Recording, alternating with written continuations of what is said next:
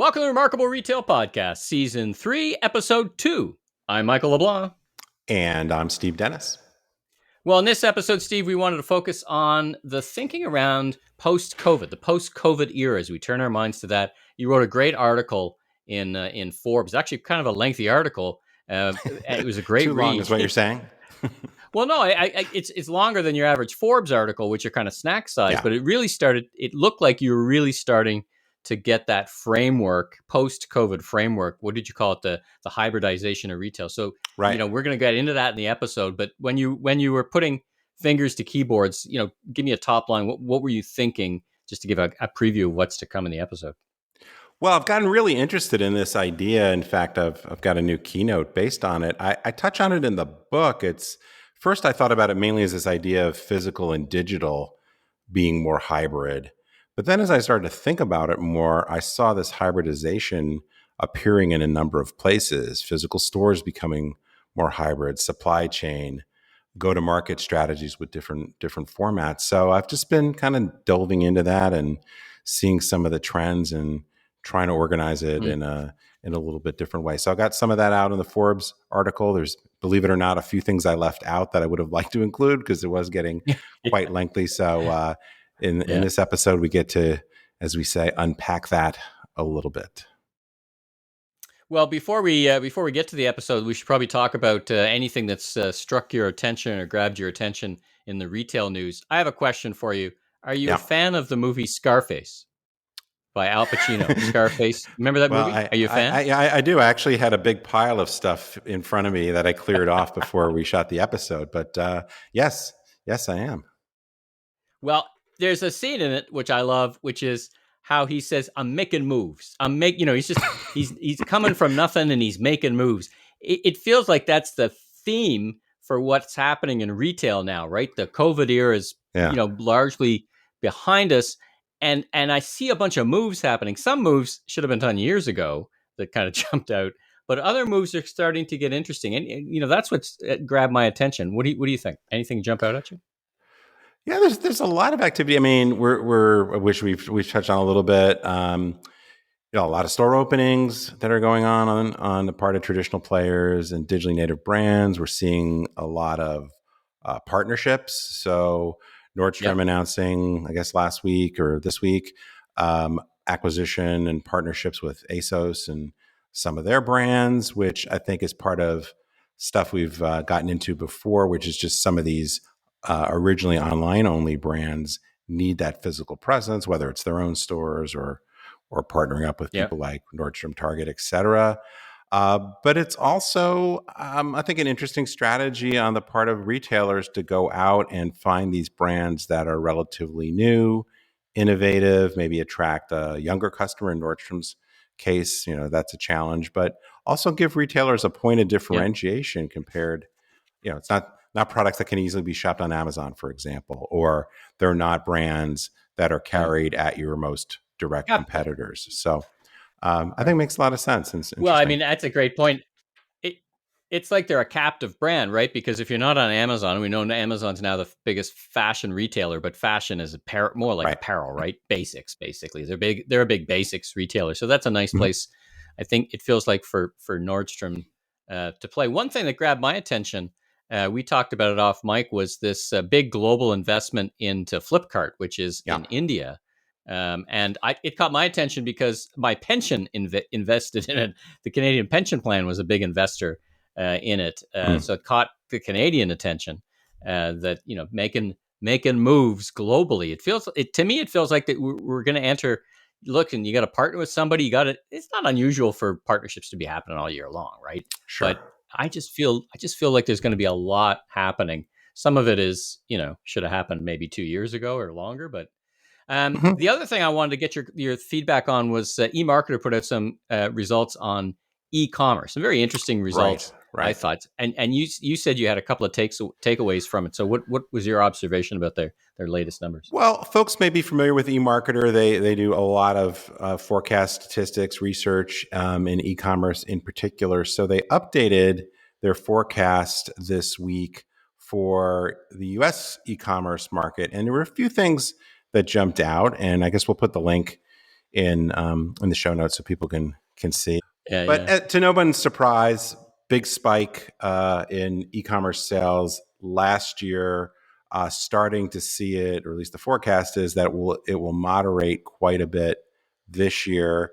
Not totally unexpected, but I'd say the big takeaway in terms of the overall numbers is that they predict we're largely going to get back to kind of the pace we have seen for really a decade, which is e-commerce growing in the vicinity of 15% year over year.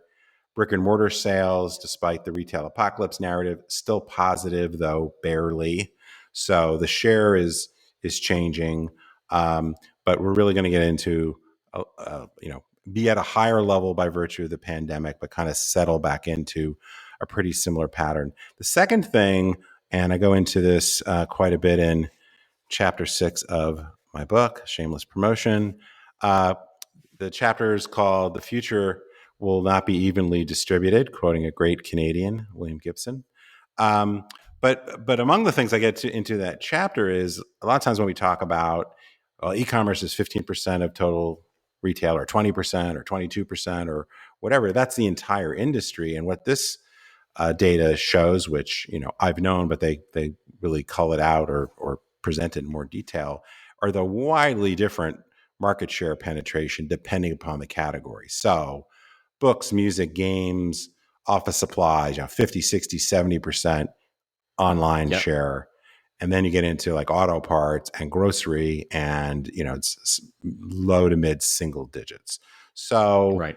I think most people generally know this, but nobody except Amazon, maybe, in Walmart is in every category. So it's much more important to look at what's going on in your particular category. The other piece, which we've talked about a million times, is there's the aspect that is really pure e-commerce, where the store is not involved, and then there's the e-commerce where stores are very much involved. Which maybe brings me to number 3, which is, and this has been pretty true, I think, for a number of years, is that if you look at the top 10 companies in e-commerce, 7 of the 10 are mostly brick and mortar retail. So Amazon, eBay, Wayfair in the top 10 as more or less pure plays.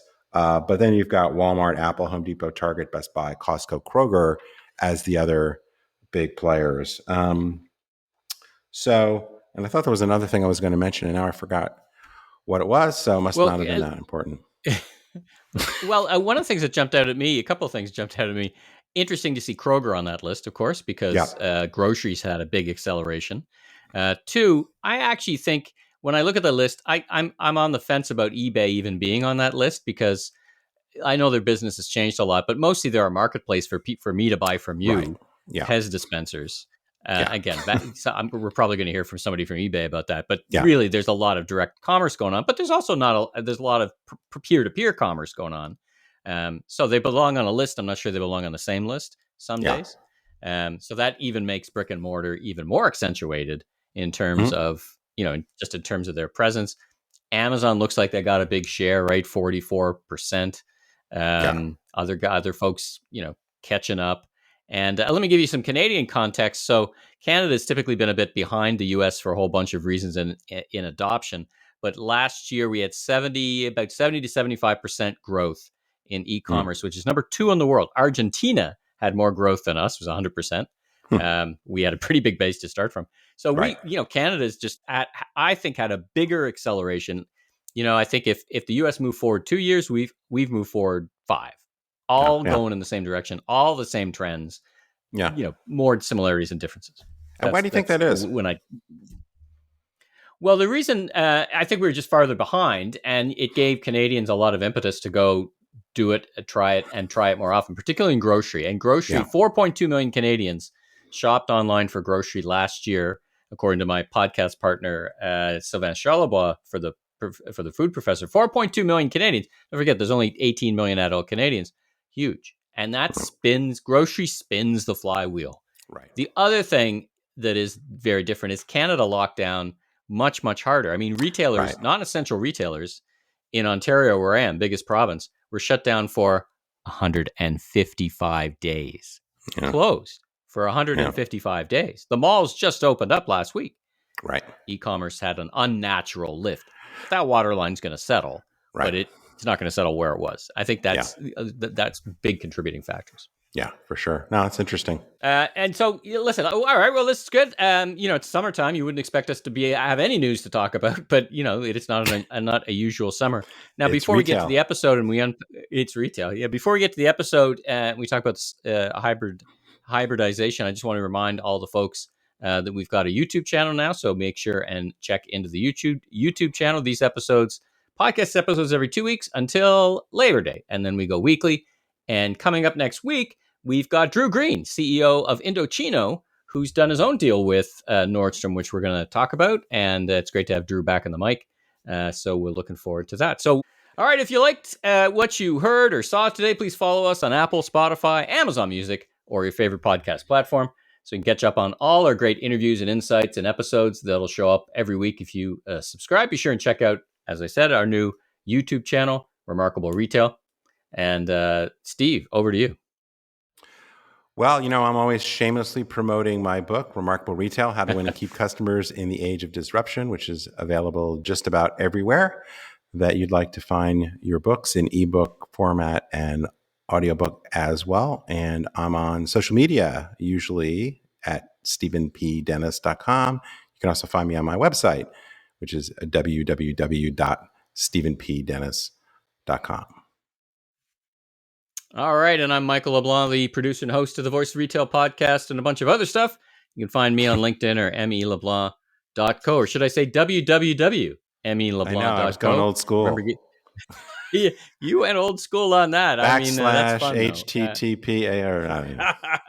How do I get to a URL again? I can't Back remember. To the Future.